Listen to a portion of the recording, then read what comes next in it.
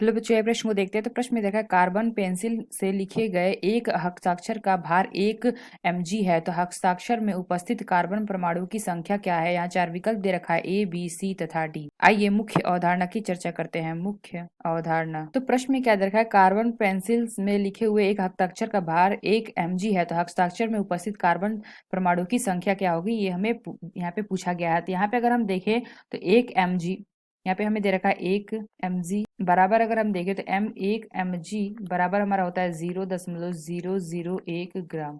तो यहाँ से अगर हम देखें तो ये हमारा क्या आ जाएगा, 1 mg बराबर हम लिख सकते हैं क्या, 1 × 10⁻³ यहाँ पे क्या दे रखा है, दशमलव दे रखा है, 1 2 3 यानी कि हमारा जाएगा 10⁻³ तो यहाँ पे अगर देखें तो कार्बन बराबर कार्बन हमारा क्या होता है 12, यानी कि 12 ग्राम हो जाएगा। कार्बन का परमाणु क्रमांक 12 होता है। तो यहाँ से अगर हम देखें तो 12 ग्राम कार्बन की ये हमारा क्या बराबर होता है 6.023 × 10⁻23 परमाणु, यानी अगर हम देखें तो 1 मोल बराबर हमारा होता है Na। तो यहाँ से हम क्या निकालेंगे, यहाँ पे हमें दे रखा है 1 mg बराबर दे रखा है, तो 1 × 10⁻³ ग्राम कार्बन में परमाणुओं की संख्या क्या आ जाएगी, परमाणुओं की संख्या, तो ये हमारा क्या हो जाएगा, बराबर हो जाएगा। तो यहाँ पे अगर हम देखें तो 1 × 10⁻³ ग्राम कार्बन में परमाणु की संख्या यहाँ पे ज्ञात करनी है। तो यहाँ पे 12 ग्राम कार्बन में हमने क्या देखा, ये हमारा क्या था 0.2 × 10⁻23 बटे में हमारा क्या आ जाएगा, बटे में अगर हम देखें तो कार्बन का हमारा परमाणु क्रमांक होता है 12, और गुणे किसके लिए निकालना है, तो 1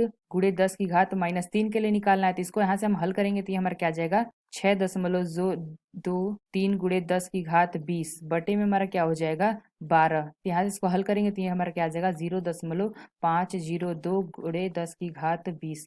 तो ये हमारा क्या आ गया, परमाणुओं की संख्या, कार्बन परमाणु की संख्या। तो आइए अपना विकल्प देखते हैं कौन सा विकल्प सही है। जो हमारा बी विकल्प दे रखा है, यह विकल्प हमारा सही होगा। तो आशा करते हैं आपको समझ में आया होगा। धन्यवाद।